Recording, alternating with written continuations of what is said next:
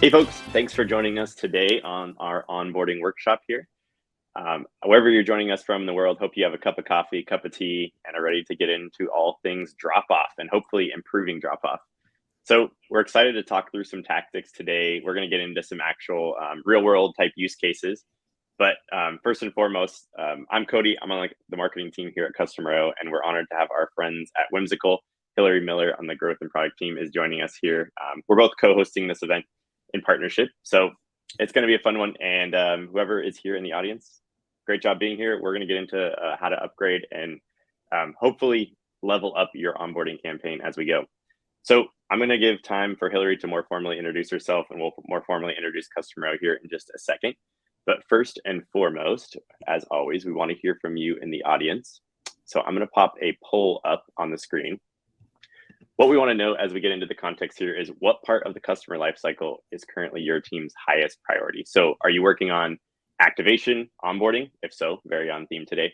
Are you more in that middle lifecycle expansion upgrade stage, or are you kind of in that later lifecycle focus, maybe focusing on retention, win back, those things? So let us know there in the poll. We'll see what comes through. Hillary, while we wait for a couple of responses to come in, I'm curious, what part of the customer lifecycle is Whimsical currently prioritizing? Yeah, so we have different teams focused on all areas of the lifecycle, I would say. But probably some of our biggest areas of focus right now are on activation and onboarding. So we have a newish formed team that's just hyper-focused on templates, so people don't have to start from scratch in Whimsical. So that team is kind of tasked with moving our activation metric. And then, we're also focused on retention too. We have a newly formed marketing team that's been making some strides on that. Love it. Yeah, we're kind of in a similar place where we're kind of have that growth team that's working on those early life cycle stages, but then retention is also very important as a SaaS business ourselves. So yeah, across the board. Hillary, what are we seeing in the poll? Let's see what folks are saying. Yeah, let's see here. So it looks like more than half of the folks are currently focused on activation and onboarding. So that seems highly relevant and perfect for what we're about to cover. Yeah, love it. Glad that we're on theme there. For folks who maybe answered win back or retention or those other things, yes, we're going to deep dive into activation onboarding, but a lot of these concepts can be applied to other parts of the life cycle as well when we're talking about adopting features and things like that. So definitely a lot of relevant things we'll get into. All right, so let's do some quick intros here. So actually, this event kind of came about after Hillary and I kind of heard of folks who are using Whimsical and Customer O in tandem, building out some of or planning their campaigns in Whimsical, and then actually building out and launching them in Customer O. So this was kind of a workflow that was happening naturally kind of on folks. So maybe folks in the audience, this might be your workflow as well. But we kind of saw these harmonies between the two tools and wanted to put together this workshop. So first and foremost, Hillary, kind of give us the rundown. What's your role at Whimsical, and then what is Whimsical? Sure. Yeah. So I guess for like a formal intro, hi, my name's Hillary Miller. And I'm currently working on product and growth at Whimsical. And my current focus is working with a product team that's focused on building out our suite of third-party integrations to see if that might be a new potential growth loop for us. So for those of you who are not familiar with Whimsical, you can probably tell from the screenshot, but we provide a diagramming and wireframing tool that's used by teams like Stripe, Notion, Intercom, and Retool, to name a few. So Whimsical is really a great tool for marketers and product managers to do things like collaborative brainstorming sessions, quickly visualizing complex flows and user journeys, like ones you might be building out in Customer AO, like we'll go through today, for example. And it's just generally, I think, a great place to get your ideas out of your head because it's super intuitive and fast, and there's not really a learning curve to get started. So that's really Whimsical in a nutshell. And then Cody, I'll pass it back to you to learn a little bit more about Customer AO. Yeah, and as a Whimsical user myself, I love how Whimsical is a great place to get those ideas started, get pen to paper, and get rolling with something before you're ready to move it into a tool where you may be able to execute it. So again, I'm Cody. I'm on the marketing team here at Customer O, specifically on the demand gen side. But if you haven't used Customer O before, we're a cross-channel customer engagement platform the reason that this matters, especially for today's topic on onboarding and activation, is Customer.io is based on a live integration with your web and mobile apps. So all of that product engagement data that you're capturing, you can integrate that into Customer.io, and then you can build campaigns based on it. So why that matters is you can, activate based on if somebody is doing an action or not doing an action. You can follow up with someone if they haven't done an action after so many days. So as you're kind of thinking about this holistic onboarding experience, kind of the world's your oyster in our builder here. So onboarding, as we'll kind of talk about here in the workshop, goes across a lot of different channels. So Customer.io, we're focused on email, in-app, SMS, push notifications. So kind of that mix of web and mobile engagement.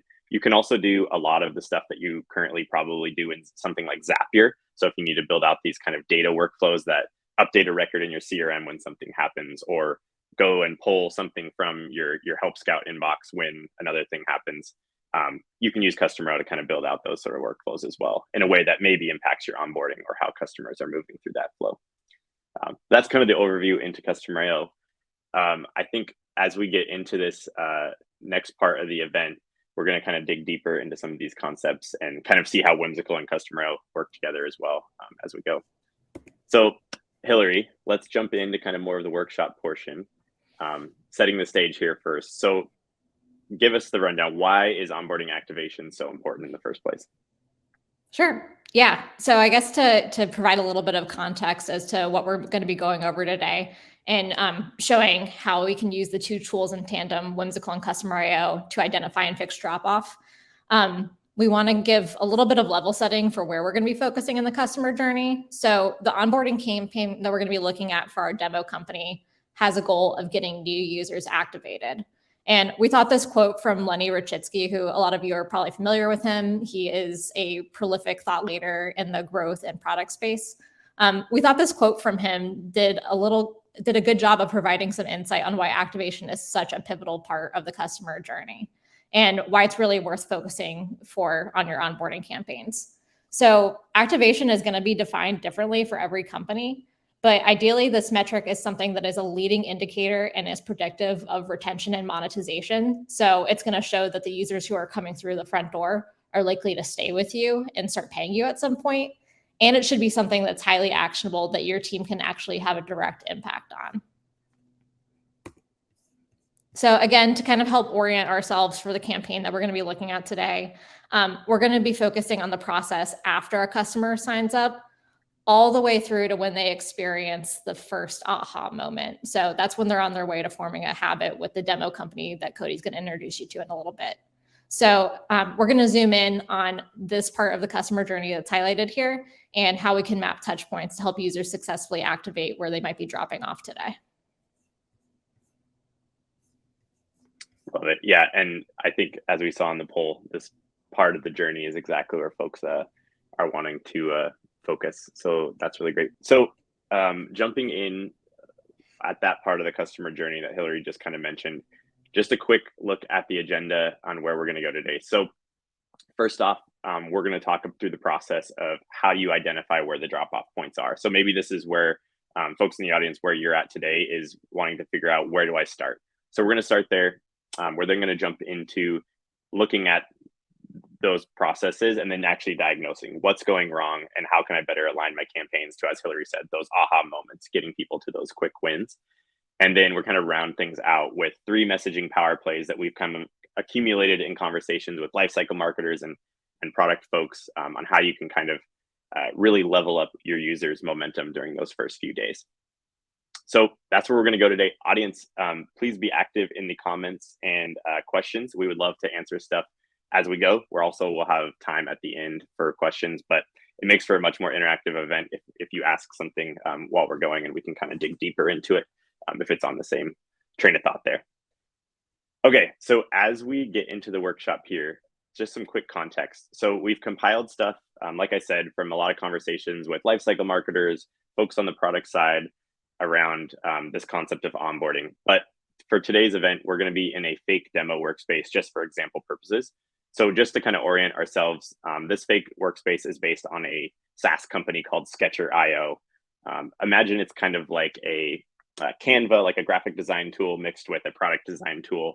So it's got a couple different product offerings. It's a freemium model company. So their goal is to get free users in, nurture them up, and then turn them into premium subscribers. And like I said earlier, they have two main products. They have a graphic design suite, and then they have a product design suite. So again, no real campaigns, no real user data, but we will be kind of basing these things off of real life examples. Okay, so I'm gonna go ahead and share my screen to jump into this first part. So we're starting with looking at the campaign that maybe you currently have. So how do we identify what is going wrong? So I'm gonna share my screen here.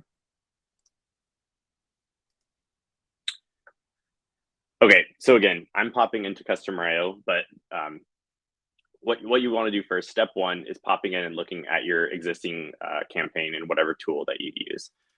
So I'm going to jump in for really quick background context. We're starting this campaign based on an event, just simply when someone signs up, and then they're entering in the workflow. So I'm going to take a quick zoom out. I know this is probably too zoomed out to really see the details of it. But as we can see, this campaign is kind of just a straight line up to this point. And maybe this is kind of looks similar. I think for a lot of companies, this is where onboarding starts, is kind of a simple drip campaign. As we can see here, we're waiting a day after the welcome email. We ask them about finishing account setup. We wait a couple more days. And then we get into asking them to kind of like start your first project, take your key action. Maybe this is where you started onboarding, outlining some of the key things that you need a user to do, and then, spacing out your messages to try to help them get there. So we're going to kind of diagnose what's maybe, where areas of opportunity here, where the drop-off's happening, and then we'll round out with some ways that you can upgrade your campaign. But the thing that I actually want to mention here is we actually, in this campaign, are seeing two different conversion asks at the end. Or upgrade asks, if you will. So after onboarding, they get a few messages there. We're actually asking for the sale, asking them to upgrade to that premium account. So we're going to talk a little bit about that, but that's just some context on kind of where we're starting.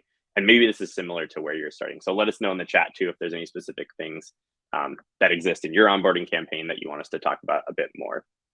But Hillary, kind of with this as the starting context, where do you kind of recommend that folks start when looking at their existing campaigns and looking to diagnose what actually is happening and where there's areas of opportunity? Yeah, so the area that we like to start at, and I'll show you this in Whimsical.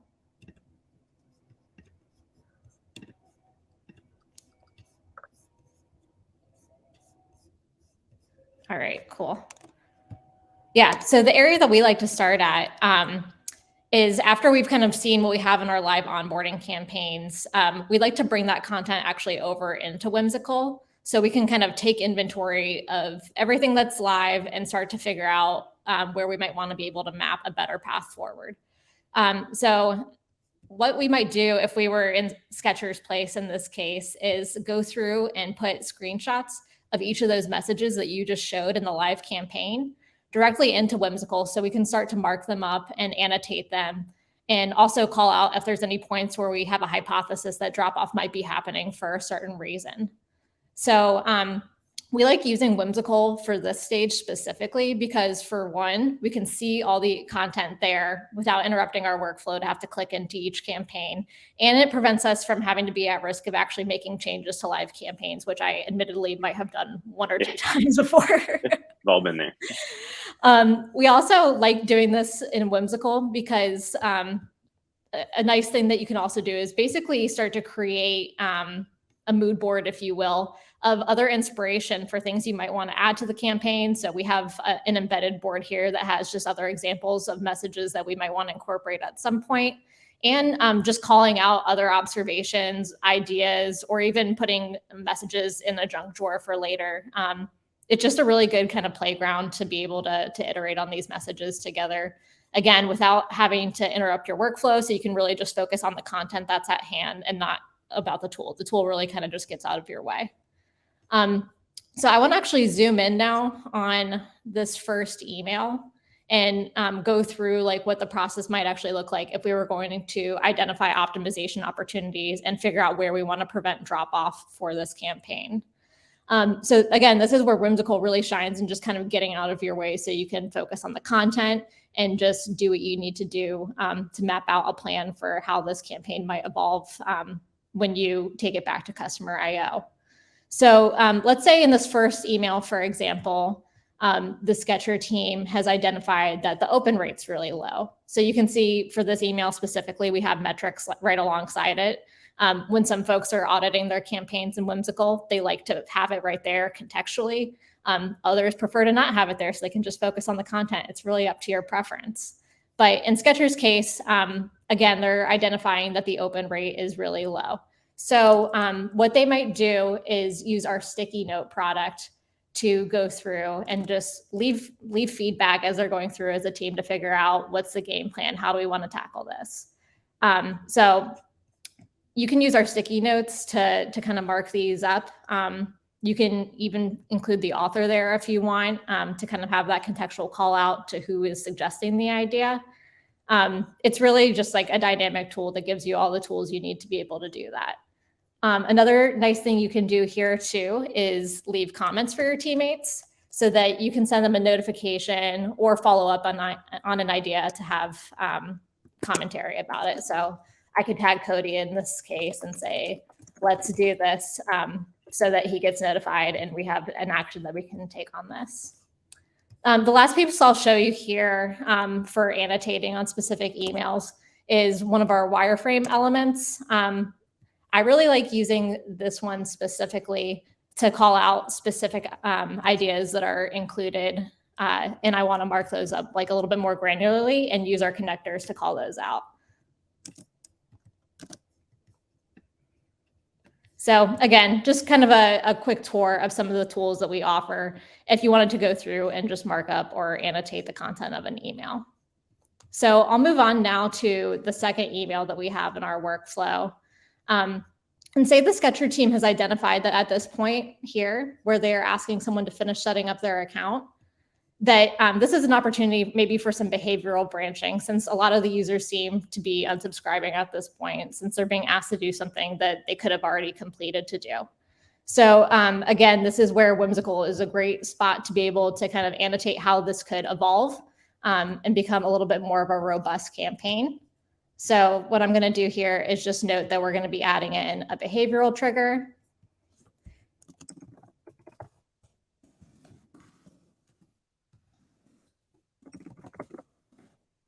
And even calling out like the specific data point that we might want to use for that trigger too.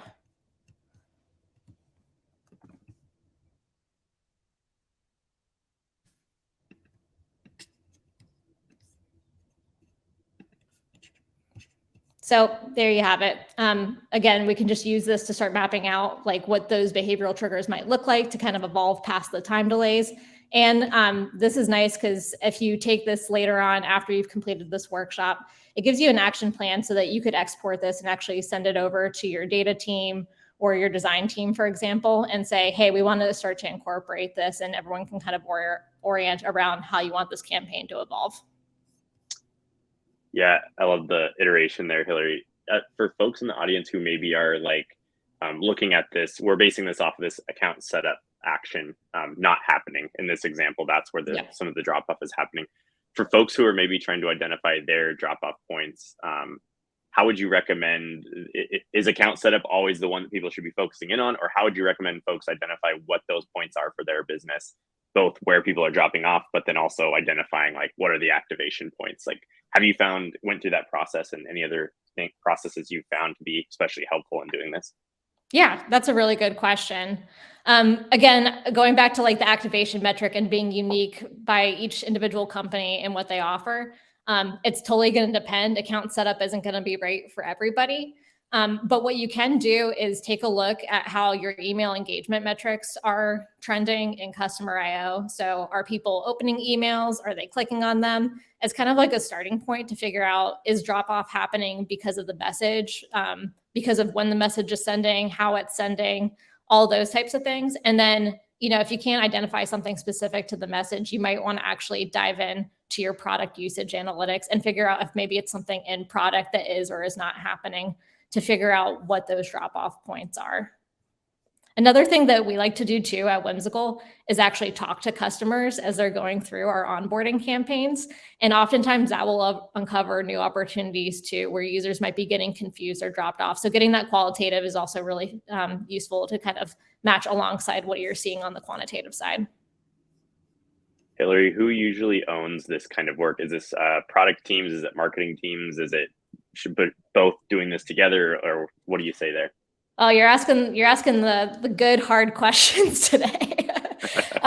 It definitely depends on who owns this on your team. So sometimes it's going to be a product team. Oftentimes they're going to be on the hook for like the actual product triggers that are going to be sent to customer IO and streaming there. Other times it's going to be a marketing team who is maybe it's a product marketer, for example, who's like actually mapping these messages to points that are in the product. So it really kind of depends on who owns like the lifecycle messaging on your side. But it's ultimately going to be a collaborative thing. Like when we go through and actually audit our own campaigns in Whimsical at Whimsical, it's not just a marketer. It's not just a product person. It's usually like someone from customer experience, marketing, product, data. It's a whole bunch of folks. How often do you do it? If I could ask as another follow-up here, is this something that folks should do in a more reactionary way where it's like, oh, we're seeing drop off at this point, so let's get in and do this process? Or is it better to have kind of like a quarterly or every half year kind of review cycle? Yeah. I like to do it a little bit more proactively instead of waiting for the drop off to happen. So typically for like actually making like changes to the campaigns and going through and doing this exercise that we're doing right now for Sketcher, where you're going through and mapping out like a more robust series of updates, I would say this is something that you could dive deep on quarterly. But that being said, you might also want to just be auditing these campaigns on like a monthly basis to make sure there's no stale content, that all your links are in working order. If you have a new product or a feature, that it's included in the campaigns. So yeah, I would say it depends, and you kind of have to find the sweet spot for your cadence. But ideally, like quarterly or monthly in a combination of the two. We have a good comment in the chat here from Cardicea. Says, I work at a B2B SaaS company. We face the biggest drop off due to discovery issues. There's so many features in front of customers that it becomes really hard to acquire their attention when they're in the product. Hillary, do you have experience there? Or I guess the good thing about having so many features is you have so many features, but the on the flip side, there's so many things to take attention away. So yeah, do you have any thoughts there? Yeah, I would say that that's always like a really tough problem.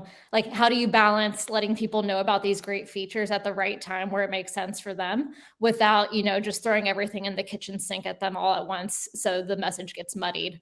I think we'll actually see when we go through building out this campaign and customer IO with the power plays that you're going to show, Cody, how you can actually like make sure you're telling people about those features at times that's right for them and makes sense based off of where they are in their journey with the product.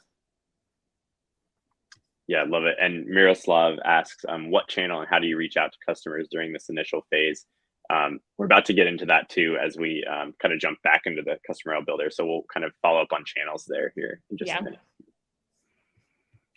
Hillary, anything else on planning here? Yeah, I'm just going to show you one more thing here. So I'm going to use this third email as our final example. So again, going back to Sketcher and where they're at when they're auditing this campaign. Let's say that Sketcher has identified that the content of this message where they're asking people to start their first project in Sketcher, it's often getting overlooked and that users are not really opening this message. But when Sketcher is looking at their product analytics, they see that they are still logging into the app at this point. So they know they're still engaged. They're just not getting this message and might not be taking this action. So to make this message more effective, what the team might want to use Whimsical's wireframe components to do is just quickly produce a content wireframe to show how they might make this message omni-channel by bringing in an in-app message. So that's, again, kind of just one of the things that I love about Whimsical is like not being a designer myself. I have all the wireframe components here that I need to put together a quick content mockup of what an in-app message or any other kind of message could look like. And luckily, someone from the Sketcher team already mocked up what this in-app message could look like here. So This is where we could show, again, how this campaign kind of evolves from just being like this single line time-based campaign to now having like two messaging components that are potentially sending at the same time, so that they can make sure that this message is not getting missed now that it's sending both by email and by an in-app message. Yeah, kind of that 1-2 punch. Exactly. Yeah. So I Hillary, think that's really it. These are really just a few of the tools in the Whimsical toolbox, a quick and dirty rundown of how you can use those to map out and address drop-off points that are happening. Yeah, so hopefully that gives you a good sense of how you could use these in your own campaigns to crystallize ideas and align on solutions faster. So yeah, Cody, I think I'll pass it back to you now if you want to show how we can actually implement these on the customer IO side. Great. And as I'm pulling up myself, Hillary, the question in the chat around channels was actually more of how do you, what channels do you use to get customers to chat with you? Are you offering that to everyone on sign up or just a select few? Yeah, that's a great question. So I'll say for Whimsical, we use customer IO for this. So sometimes we'll segment out our campaigns to trigger just an invite to do a customer interview with us, a quick casual chat. And it'll look and send that email based off of what people are or are not doing in the product. So if we see, for example, that somebody may have said during onboarding that they are a product manager at a B2B SaaS company that's pretty large and well known, and we've seen that they are not activated in the product, we might trigger that email to actually invite them to chat with us, so we can dig a little deeper into why they're not activating, what's confusing, or what they're not getting out of the product. So yeah, I would say you can use customer IO to actually go about doing that outreach or whatever tool you're using for your messaging campaigns. Yeah, I think getting that, you can get some feedback in a form, but there's also some things that you can't get there that you can get more by talking to somebody. So I love that process. Yeah, definitely. And I feel like with, you pair customer IO with Calendly and you can fill your pipeline of customer interviews pretty well just between those two. Yep. Okay, so now comes the part. So let's say you've kind of done this diagnosis with your team and you're ready to actually implement some of these things. So we're going to get more tactical here inside Customer IO, looking at 3 messaging power plays that you can make. So these are kind of based around, again, conversations we had with lifecycle marketers, product managers to kind of find these best practices for what are folks doing in onboarding and how can you add those to your own campaigns. So I'm going to skim through these really quick, but we're going to dive deeper into each one inside Customer IO. But we're going to look at personalizing different paths based on key factors. We're then going to go into talking about building campaigns, not just off of time, but off of behaviors. So this is like a super key level up there. And then we're going to go omni-channel. We've mostly looked at emails so far, but we're going to talk about channels outside of that. Okay, again, we're going back into the Sketcher workspace in Customer IO. So I'm going to share here.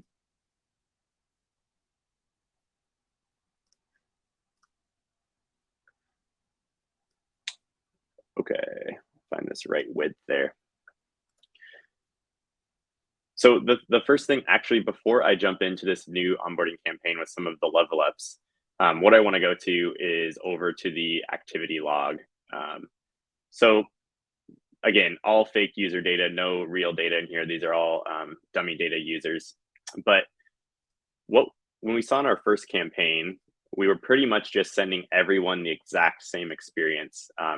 Everybody who signs up goes down this exact same path.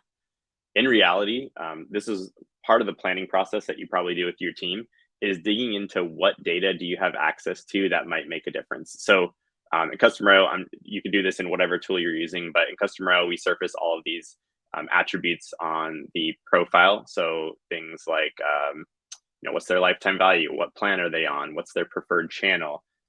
Specifically, we're going to actually dig in a little bit deeper on today's example on this attribute product interest. So we can see that this person who signed up, specifically, you could capture this through a form, or there's even some cool shortcut ways you could do this by capturing it through which pages they came through on your site. But somehow gathering that data, whatever makes sense for your team, to know what they are actually interested in. So you kind of have this nice conglomerate of information that paints the picture better on who your user actually is. And now it's time to actually put that data to work. So when we get into our new campaign here, we're actually going to trigger it based on the same event. So just when someone signs up. But now when I go in, I'm going to highlight some of those power plays on how you can kind of level this up. So as I zoom out, don't worry, I know again, it probably gets a little blurry as I zoom all the way out. But as we can see, compared to the original campaign, this is much more of a spider web. We have some different paths going on compared to our single experience straight line that we had in the last one.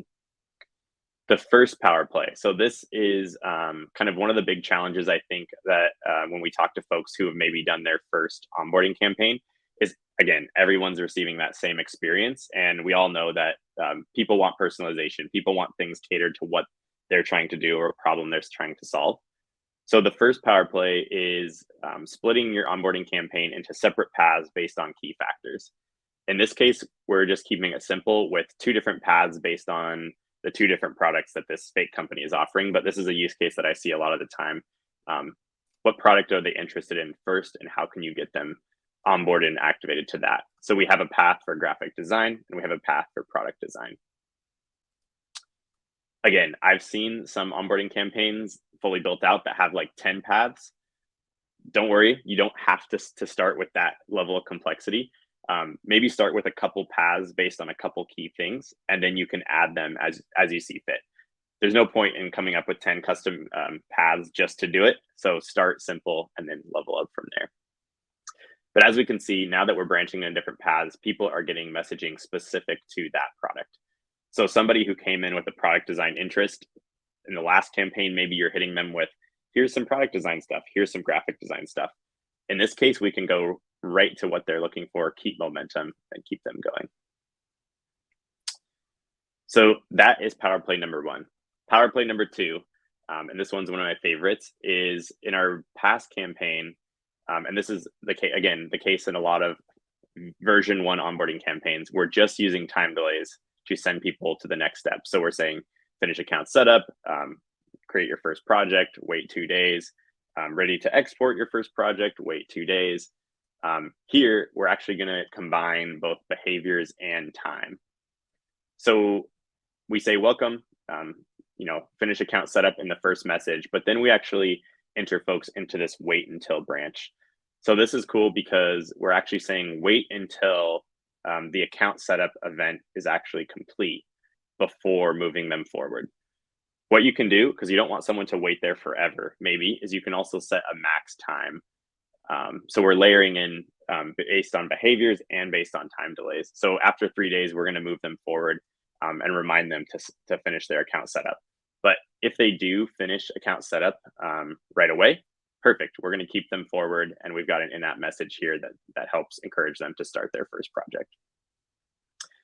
So again, much more powerful because we're able to send a reminder to folks who haven't completed that key step, but also if they have, we don't want to get in their inbox with an irrelevant message that says finish your account setup. So we're skipping that portion for folks who do.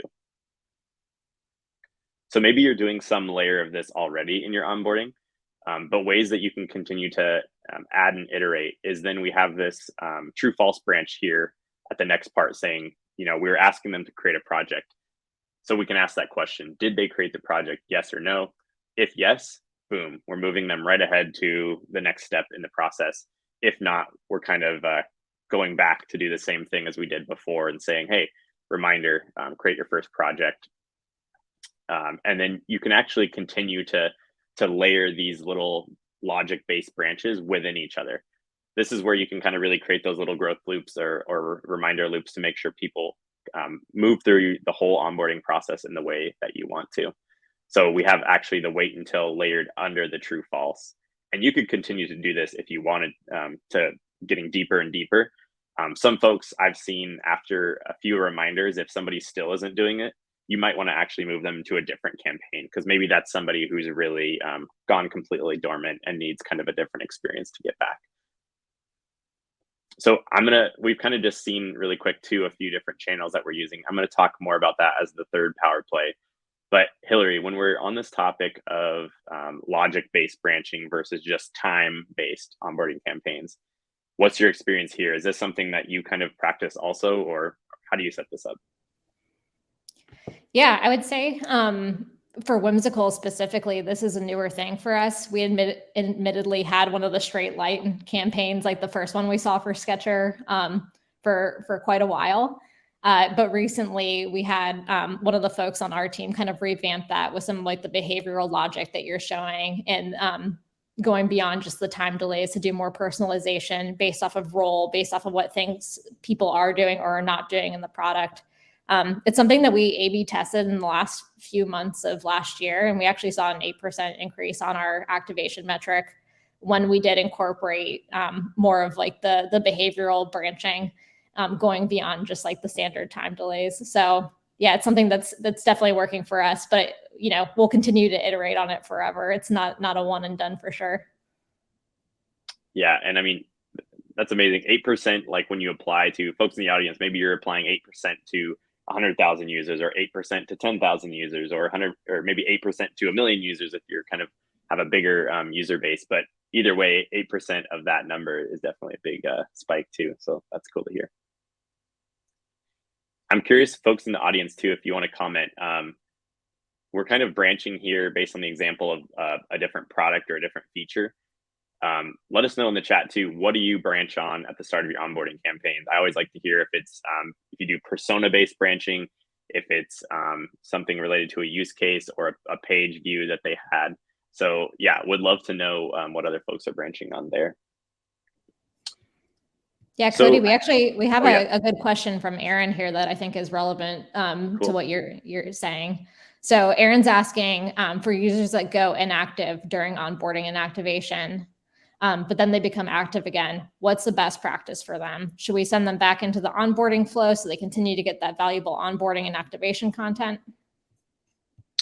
Yeah.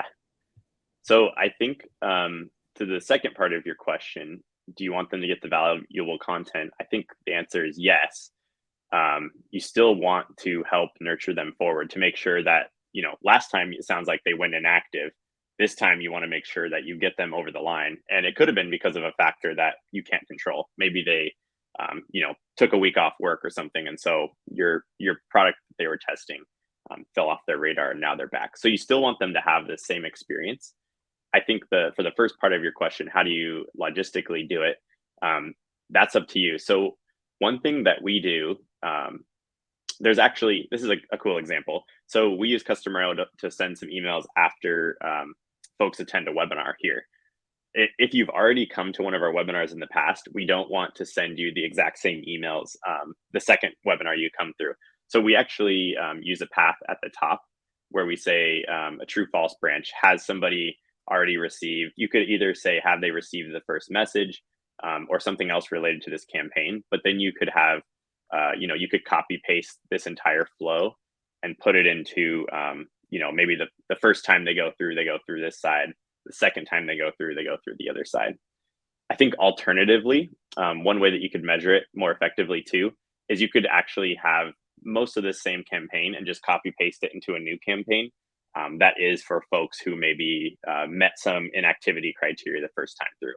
So if you kind of wanted to gather different metrics for that version, you could have a completely separate campaign. Hillary, do you have anything to add there on how you kind of would do that? I'll say not for Whimsical, but when I've had to do this at other companies, we've done something very similar to what you just mapped out. What we would do was set an attribute once someone got through the full onboarding campaign. So if that attribute was not set, say someone had become just unengaged with the product for a while, but then came back at some other point, we would check before sending them a different version of the onboarding campaign, essentially, like maybe it's an abridged version. So they would get that campaign if they had not completed onboarding the first time to show like, hey, we might need to help them orient with some of the features because they didn't get the full spiel last time. Yeah, I'm going to delete this out here for this next example. But Kartikea mentioned, I see in the chat, we asked users 15 to 20 questions. Wow, that's amazing. I bet you get a lot of good info there to design their onboarding experience.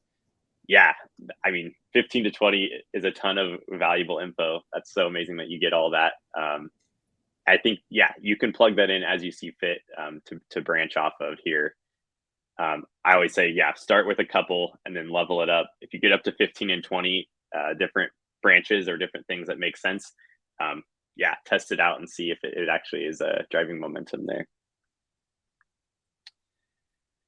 One other question, what would you say is best practice for new users who have received 2 initial campaigns and then unsubscribe? So Anna, actually, I'm going to move on to the third kind of power play here and then maybe answer that question as well. But the third and final power play that we're bringing today is go omni-channel. So if we remember back, the first campaign, we were purely sending emails. So this second campaign, we've mixed in some other channels. So as we see here, we send them that first initial email. If they didn't complete account setup, we're actually following up via SMS. So we're mixing in SMS here. If they did complete the action, then we're just popping up an in-app next time they log in to say, make sure they jump forward to the next step, which is start your first project. So this kind of answers your question a little bit, Anna, but if somebody were to unsubscribe from your emails, you could still use some of these other channels as long as they're still subscribed. SMS, people can unsubscribe from as well. If you have a global unsubscribe, maybe they've unsubscribed from everything. So in that case, you maybe couldn't send them an SMS. But if you have kind of your subscription center set up in ways where people can be subscribed to different messages and unsubscribe from others, that's where you could maybe engage them on a different channel. In-app is one that is really effective because you're popping things up when folks are already actively using your app. So you have kind of a high guarantee that you'll capture their attention. The one thing I will say is you do want to be cautious with in-app because you are popping something up in front of them inside your app. So make sure that it's something valuable. Make sure it's something that doesn't take away from the momentum that maybe they already have or are going towards inside your app. But that's some ways to kind of like avoid losing that global unsubscribe where you can't actually impact them through messaging after that, is kind of using these different channels. The one other one I'll highlight here is this second reminder for creating a project. I actually have a push notification set up here. Again, we're just dragging and dropping these in from the side as you see fit. We could actually have done an in-app here if we wanted to, or an SMS as well. Something else you can do is if you have more of a white glove experience is we can also put in Slack message notifications to your team. So if you maybe you do have an enterprise kind of model and you do want to use human time to follow up with some of these folks, you could notify someone that someone had reached like kind of that inactive point and then go from there.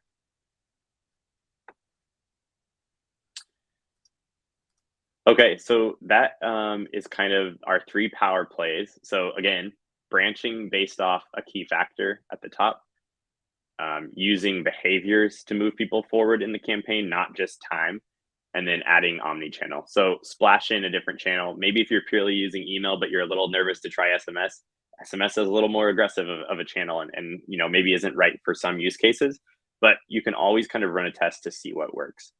One thing that I love in our product is if you do, let's say you have an onboarding campaign that's been running okay for the last year, and you're a little bit nervous to totally pull the plug on that and try something new. You can take more of a tiered approach to how you integrate it. So this is one of my favorite features in the product, but this is our random cohort branch. So this allows you to define kind of like an A/B test, but more A/B testing an entire experience. So maybe you just want to send 10% of your users the new experience versus the old because you don't want to totally give up on your old campaign before you know that the new one works. What you can do is just take this campaign, I'm going to grab the whole thing, and then we can move that into a new path here. So that way you can actually you could actually keep them in separate campaigns, or if you wanted to kind of run them next to each other, you could actually bring in your old onboarding campaign, the straight line one, and then run that side by side with your new campaign. Maybe you start to find out that your new campaign is performing better and you're like, okay, let's put some more people into the new one. That's where you can easily start to throttle up more. Maybe you want to start sending 30% of people through the new one. Maybe you find out the new one is working great. We want to ditch the old one altogether. That's where you could turn the old one off and go all in on the new. But again, when in doubt, test it out. The best way to know is just to test. Okay, so that's kind of our 3 messaging power plays. Hillary, the last topic to kind of round this out. In the original campaign, and I see this a lot with folks, you have your asking folks to upgrade to your premium plan at the end of your onboarding campaign. It's kind of like that last thing, assuming that they made it. Now, are you ready to pay us? How do you feel about that? Should people have those upgrade asks in their onboarding activation campaigns, or should that be something separate altogether? Yeah, that's a really good question. I think that there's definitely some benefit to having it separate from your onboarding campaign. And the reason why I like to have it separate is you don't want to ask someone to upgrade and to start paying you if they haven't experienced the core value prop of the product yet. They haven't had that aha moment. And I feel like if you bring in that upgrade request directly into your onboarding campaign, you're at risk of sending them that message at the wrong time based off of where they're at with your product. That being said, I do think that there are times where you can ask for that upgrade when they're going through onboarding, but it should probably be a separate campaign. Maybe it's more like a retargeting campaign. So if they've visited your pricing page, for example, or they've gotten through some portion of your checkout flow, if it's a self-serve product, then you hit them with that upgrade message. But other than that, I would keep it separate from your onboarding campaign and just hyper focus on getting users to that aha moment so that they can hopefully build a habit around your product. Yeah, I've heard someone say, like, if you have your upgrade positioned right, it should feel like you're removing a blocker from someone versus like asking them for the sale. I thought that was really cool way to phrase it. Amazing. Well, do we have anything else to round us out here before we get into Q&A? I think the last thing we had was just a quick plug for some of the follow-up resources that we're going to have coming out of this. Love it. And folks, get your questions ready too as well. We'll jump to that section in just a minute. Yeah, definitely. So on the Whimsical side, we'll be sending you a template so you can start mapping out your own customer journeys in Whimsical if you wanted to go through and do something like the audit that we looked at today. And then my colleague Rachel will also post a little message here that'll pop up on your screen pretty soon in case you want to reach out and have somebody from our team actually walk you through how you could do that with your own content. And then Cody, I know you all are sending some resources as well. Yeah, so check your email. We actually use Customer.io when the webinar event fires into our backend. It waits 5 minutes and then we send our follow-up email. So just a little cool under the hood of how your follow-up email today will come. But there'll be a couple of follow-up resources there. Looks like the Whimsical CTA just popped up. So if you do want to see more in Whimsical, definitely check that out.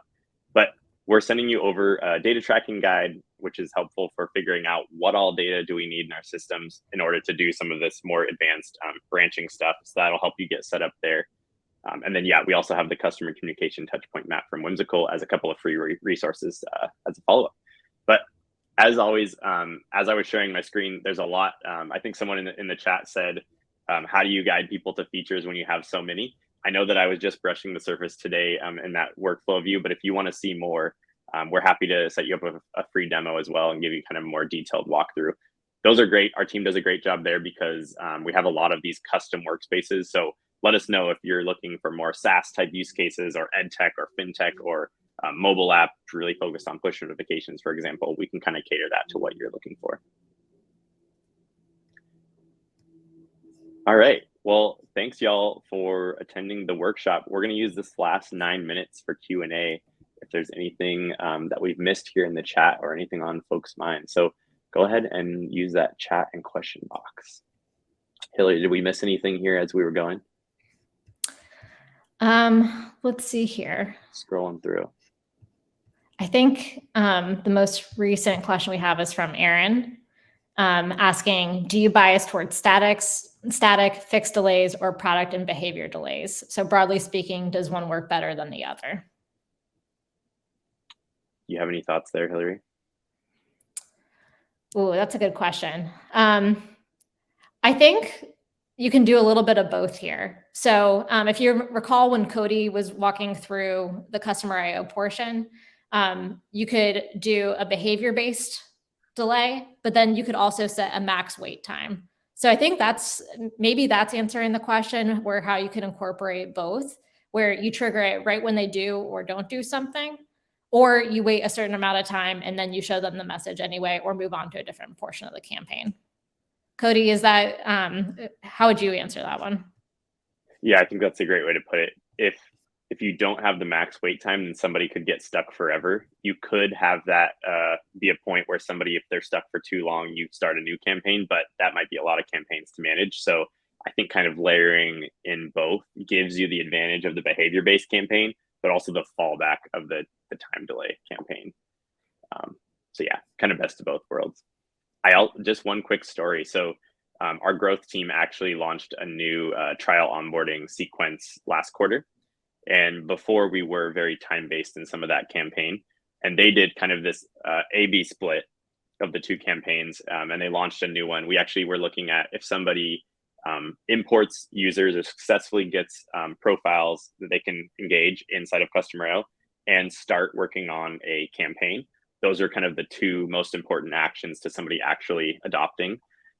So our growth team launched an onboarding campaign that was based on those behaviors. And actually, it's still early, so the data is not completely comprehensive yet. But the first month, the one with the behavior-based performed 2% better as far as activation rates compared to the old one. So again, early data, but we were like, oh, like this is a sign of behavior-based really being effective. Let's see, the next one from Kathy. Guessing just like emails, it's possible to get click-through metrics for push notifications too, and whether the users did what we hoped they would do.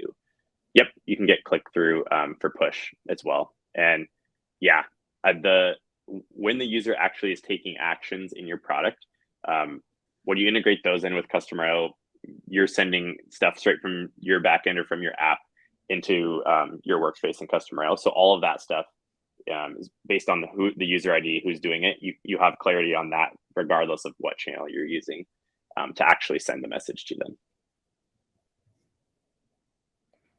Cody, I have a follow-up question for that because I admittedly don't know the answer to this one. Does Customer.io support both web and mobile push? I know y'all support mobile push. Yeah, currently just mobile push. Yeah, not exactly the definition of web push. You can do web in-app messages. So yeah, I think that's one clarification. But yeah, web push we don't currently support. Okay, cool. Here's one, Hillary. While evaluating drop-off points and optimizing the onboarding flow for a feature, do you also sometimes consider sunsetting the feature if iterations have been unsuccessful? Are there any benchmark conversion rates you recommend there? That's a really good question. This is a really tough one, to be honest with you. I think whenever you're figuring out if it's time to sunset a feature, I don't know if I would necessarily look at the onboarding flow and like the specific engagement metrics for that onboarding flow and deciding whether to sunset the feature or not. I would look into how that feature does that have any correlation with retention or monetization? Is there anything like, are people using it more who have a higher LTV, for example? I think if you wanted to do more of like a micro optimization to figure out is onboarding the reason why people are not adopting this feature, that's where you might actually want to go through and figure out like for the specific onboarding points for that feature. Is there something like maybe a user is getting a message at the wrong time or they're not getting the messages at all and need to just get more people into the feature. So yeah, that's a tough one to answer. I think for the benchmark conversion rates one too, not to plug Lenny too much, but Lenny Rachitsky, who we showed the quote from at the very beginning of this workshop, he has some great benchmarks and resources too that you can reference if you're a part of his community. So I'd encourage you to just check those out too, and also dig around just some of the other things that he has to offer. One quick thing I was going to mention too, talking about channels.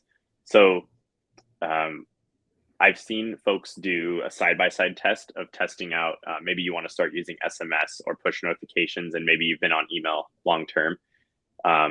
I've seen folks do a strict side-by-side, seeing like in this moment, if I send an email, does it perform better than an SMS and vice versa? One thing that I thought LJ on our product team called out recently was a better test to run is how does email alone perform? And then the test is actually how is email combined with another channel. So email and SMS in tandem, or email and in-app as a really good one in tandem.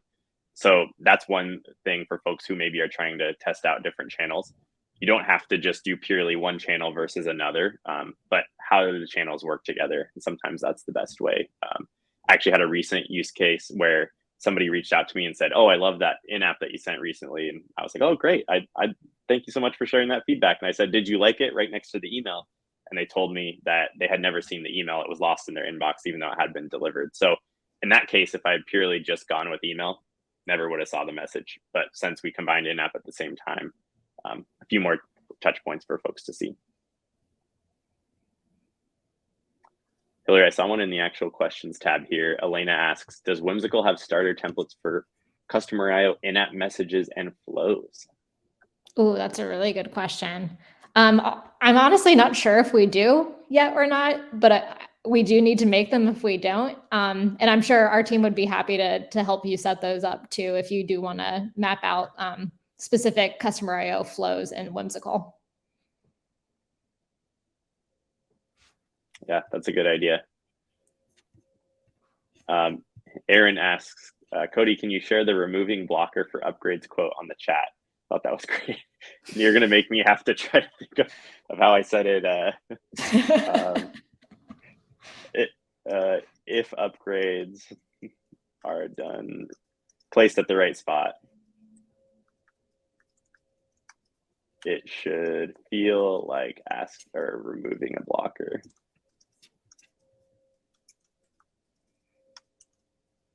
Versus asking for a sale. Put me on the spot there, Aaron. All right, we have one more minute. So if no other last questions, I think we'll wrap it there. But audience, thank you so much for coming to the workshop. I hope you have some stuff that you can jump in and start to implement. And again, when in doubt, test it out. So try adding these things in little bits and see what works as you go. But hopefully there's some little tidbits that'll help you activate and onboard a little more effectively. Hillary, thanks so much for co-hosting and joining. Thank you, Cody. Great. All right, everyone. We'll see you on the next event. Look out for that follow-up email as well. That'll send in a few minutes.